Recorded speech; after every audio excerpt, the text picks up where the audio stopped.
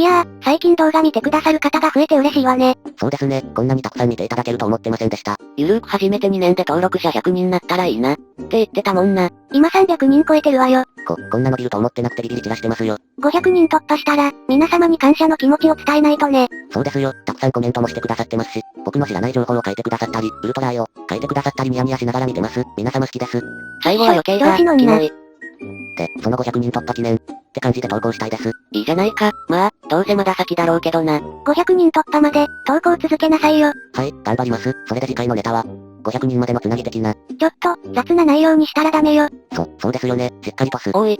今登録人数確認したら。なになに、300人ほど減ってた。あ、そうなんですか。そうですか。もう好きって言葉使いません。それがな。何よ。500人超えて、1000人に届きそう。ちょっとオプ主、早く祝いなさいよ。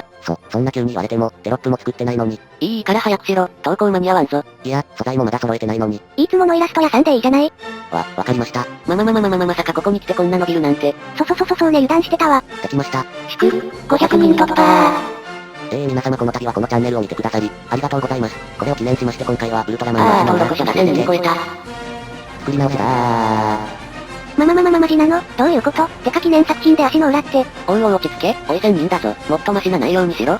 今度こそできました。祝、1000人突破ありがとうございます。1000人突破を記念しまして、各ウルトラマンの家の形、登録者が1500人超えた。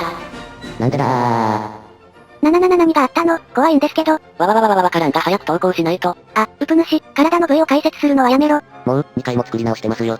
もう遊びません。次で決める。祝、1500人突破ありがとうございます。今回は登録者が2000人超えた。っ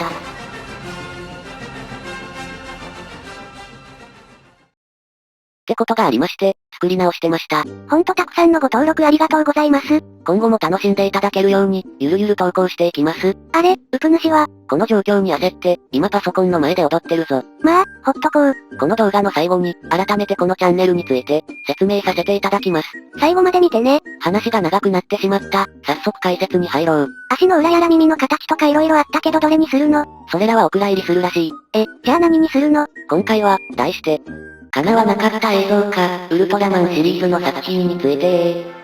パイロット版ウルトラマンネオスのことね。なら私が説明を。やめろ。何よ。お前、ウルトラシリーズでボツになったの、ネオスだけだと思うなよ。でもネオスもそうでしょ。そうだが、ネオスの件は有名だから今回はスルーするぜ。で、どんな作品が実現しなかったの？霊夢は前にウルトラマンゼアスを見たって言ってたよな。そうね、他の作品と違い面白かったわ。今映像化されているのは2作品だが、実は3作品目の計画もされてたんだぞ。そうだったの？企画はあったみたいだが、ちょうど同じ時に、ウルトラマンジガー&ウルトラマンダイナ、光の星の戦士たちの制作が決定していたためこの企画はなくなったんだぜ。両方作ればよかったのに。お客さんが分散し、売り上げが落ちるとか、スケジュールやスタッフ、予算が足りなかったんだろうな。残念ね、どんなストーリーだったのかしら。根も葉もない噂ならあるぞ。実はゼアスはキングの孫、とか、新世紀2003ウルトラマン伝説ザ、キングスジュビリーに登場するゼアスの息子は、ゼアスさんのプロットが元になっているとかだな。当時なら信じてたかもね。これから、映画かテレビにメインキャストとして出たら、泣く自信はある。他にはどんな作品がボツになったの？そうだな、実はウルトラマンジャスティスが、主役の話も計画されていたらしい。じゃあ、ウルトラマンコスモス2ザ、ブループラネットは、先行登場的な意味合いもあったのかもね。もともと、コスモスの後番組のデザインを再利用したらしい。後に脚本家の方がテレビではなくオリジナルビデオ展開を予定していたとブログでおっしゃっていたんだ。いやーどんな話だったんだろう。宇宙が舞台になったりするのかな？内容の情報は調べたんだが見つからなくてな。そもそも、このボツになった系は全部、本当のことなのかわからないから、ウプ主は妄想のネタとして楽しんでるらしい。皆様も、何か情報をお持ちであれば教えていただきたいです。ウプ主は、映画でジャスティスが宇宙正義に反落したため、その死角に追われ星々を放浪する物語を、考えてたらしい。ウプ主のはどうでもいいけど、皆さんのオリジナル妄想は読みたい。コメントお待ちしております。次は劇場版ウルトラマン。おお、ウルトラマン、ザ・ネクストね。そうだな、その映画の続編ウルトラマン2、レクイエム、だ。タイトルまで決まってたのね。この映画、脚本やスーツができていて、映画館で特報も流れてたんだぞ。そこまでできていたのに、どうしてなの1作目の売り上げがあまりにも低すぎてな。テレビのネクサスも放送短縮されてたものね。この映画の内容は結構出回っててな。神戸市が舞台で阪神淡路大震災がテーマの一つ、になる予定だったらしい。そして、ウルトラマンや怪獣も登場するが、最後は、怪獣の殺人者、ウルトラマンへの疑問提示を行い、戦い以外での決着をつける。という趣旨だったらしいぜ。でも、これじゃテレビシリーズと繋げにくいわね。この物語にはウルトラマンノアやスペースビーストは登場せず、主人公は4人の少年少女で、怪獣はエレメントと呼ばれていたりしてるんだ。だから、一応ウルトラマン2レクイエムだが、世界観は前作やテレビとは別物だったと考えられるんだぜ。こんだけ詳しくわかるんだから怪獣を一目見たかったわ。見れるぞ。てか見てるぞ。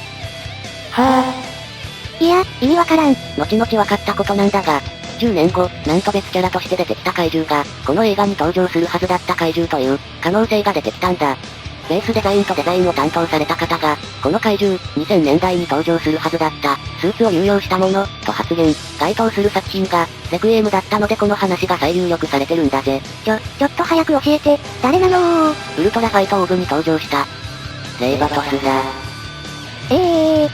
そういえばオーブの敵らしくないかなって思ってたのよ。嘘つけ、正当なイケメン怪獣が現れたとか言ってただろ。前の動画でも言ったと思うが、つぶらやさんは、過去の設定を再利用するのが本当にうまい。それだけ、作品や内容を理解していないとできないんだぜ。没設定が再利用されていると知ると、妄想が盛り上がるわね。ちなみに、神戸が舞台のウルトラ映画って、何か思い浮かばないか？ウルトラマンメビウス&ウルトラ兄弟。レクイエムが中止になった謝罪として、神戸が舞台になったそうだ。そんなことが、他にはないの？内容ではないが、ウプ主がこのボツを知ったのは、あるものを偶然発見したからなんだ。それはこれだぜ。これは、結婚だ。たまたまネットショップにこれがあったらしい。当時、ウプ主は学生で買える金額でもなく、ボロ泣きしながら、売られていくのを見てたらしい。苦い思い出ね。世間にはどこに宝物があるかわからない。霊夢も探してみるといいぞ。そうするわ。パイロット版ネオスの脚本の。それは知らんな。次に行くぜ。さっき話したウルトラマンメビウス&ウルトラ兄弟。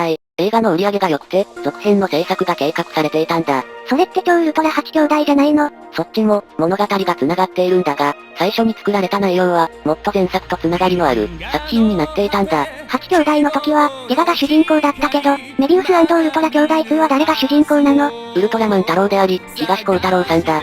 マジ？しかも、過去作と話が繋がってるから、太郎の最終回で、なぜ人間として生きる道を選んだか、など、太郎ファンには感動する内容になっているんだぜ。これはどうしたら内容を知ることができるの？超ウルトラ8兄弟の DVD メモリアルボックスに、レプリカ台本が同封されていて、そこにプロットも載ってるんだ。何度も言わせていただくが、太郎ファン、いや、昭和ウルトラマン世代は特に読んでいただきたいんです。そこまで言うなら、内容言っちゃえばいいのに。私が中途半端に伝えるより、何も知らない状態から読む方がいいと思うんだぜ。そういえばウプ主もネタバレ大嫌いマンだったわね。物語に初めて出会える感覚は1回だけ、だからな。ただ、コメントなどで内容の要望が多ければ、後日必ず解説させていただきます。ウプ主のわがままをお許しください。次に行きましょ。次は、全部がボツになったわけではないんだが、ウルトラマンサーガについてだ。ディレクターズカット版のことでしょ。違うぜ。ちゃうんかい。この作品にも初期案があってな。サーガは登場するんだが、展開が色々違うんだぜ。何が違うの？そうだな、ざっくり教えるが腰抜かすなよ。腰抜かすなんて、そんなわけ。映画冒頭でウルトラマンキングが敵に殺害されます。キングが、しかも冒頭で、どんな映画やねん。それにより全宇宙のバランスが崩壊、パラレルワールドに繋がる亀裂が生まれます。登場するキャラクターもいっぱいいて、キングの他に、メビウス、ウルティメイトフォースのメンバー、ウルトラマンジャスティスやチームアイズのメンバー、怪獣も30体以上登場するんだぜ。あかん情報が多すぎる。さらに終盤では、キングを殺害したラスボスを倒すため、コスモスとジャスティスが合体してウルトラマンレジェンドに、メビウスとウルトラ兄弟が合体してメビウスインフィニティに、そして、ダイナとゼロが合体してウルトラマンサーガになる。という展開だったらしいぜ。バカじゃないの？めちゃくちゃじゃないの？いや見たいけど、こんな状態で戦う相手って誰よ？ガタノゾはでも無理じゃない？もうそれこそ、チートラマンで対抗そうなんですするしか。よね。タスでラスボス予定だった。ダークグリスペルさん。なんですね誰やねんこいつ。ダークザメを超えるお方ですが、化け物やないかー。なるほどチートラマンが必要なわけね。というかここでも、没案を再利用しようとしてたのね。ネクサスがワンクール短縮されなかったら、もっとすごいことになってたんだろうが、私は今のは数ぐらいでちょうど良いと思っているな。サーガの印象が薄くなりそうな物語ね。ジャスティスやレジェンドも出るお祭り映画だな。だが、残念ながら東日本大震災の影響で、制作を一時中断、その後復興支援のために、内容を大きく変更して現在の形になったそうだ。ラストシーンは勇気をもらったわ。あそこは、本当に良かったよな。まあ、サーガにはまだ変更点があり、敵がゼットンに変更後、コスモスがシューシルなモードで戦うのは、カオスヘッダーゼロがゼットンに取り込まれているため、それを救おうとしているから、とか、アスカのラストシーンはフロンティアベースに帰還し、ダイナのエピローグとする構成だったが、アスカ役の鶴野武さんが、まだ帰らない方がアスカらしい、もっと飛んでいたい、と提案し、変更になったんだぜ。ダイナのエピローグの方は、見てみたかったわね。リアルタイムでダイナを見てた人はそう思うかもしれないな。サーガについては、こんな感じだ。他にもあるんだが、今回はこれくらいにするぜ。